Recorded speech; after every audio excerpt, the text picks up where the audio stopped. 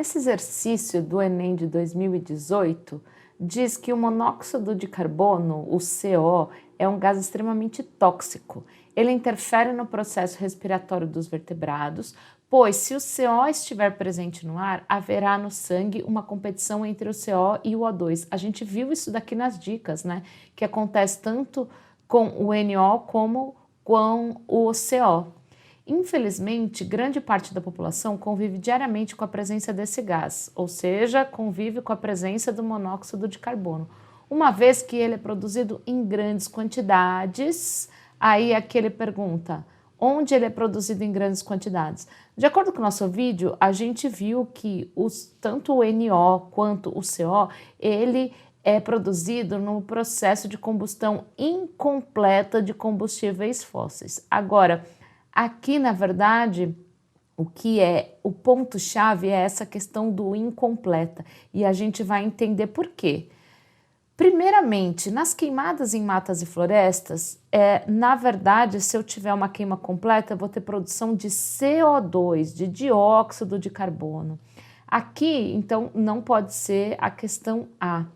Na letra B, ele fala da decomposição de matéria orgânica nos lixões urbanos. Aqui ele forma tanto o gás metano, que é o CH4, quanto o dióxido de carbono, mas é o dióxido e não o monóxido de carbono.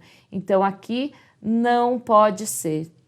No caso da letra C, ele fala no abdômen de animais ruminantes criados em sistemas de confinamento. Veja, aqui o principal gás, que também não é bom de ser produzido, que não deixa de ser um poluente, mas é o CH4 também, tá? O gás metano.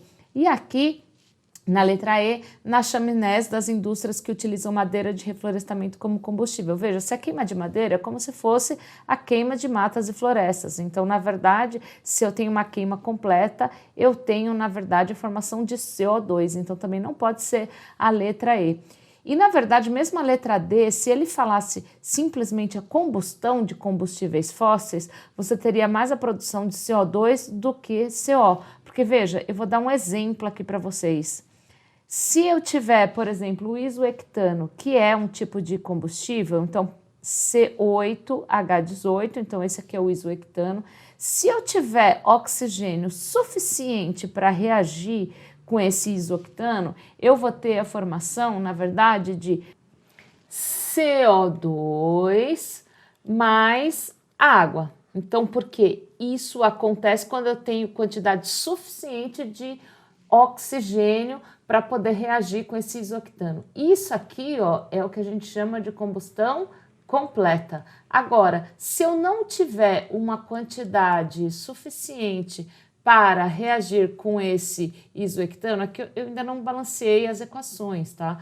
Mas se eu não tiver quantidade suficiente de oxigênio para reagir com esse combustível, então aí sim eu tenho a formação de monóxido de carbono e água.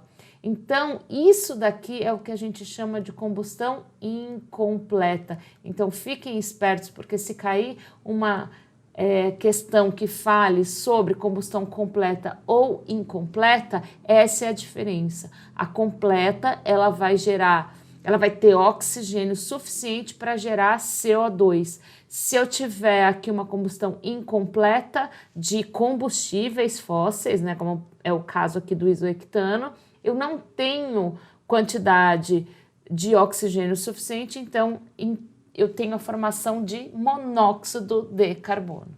Então aqui, resposta correta, letra D.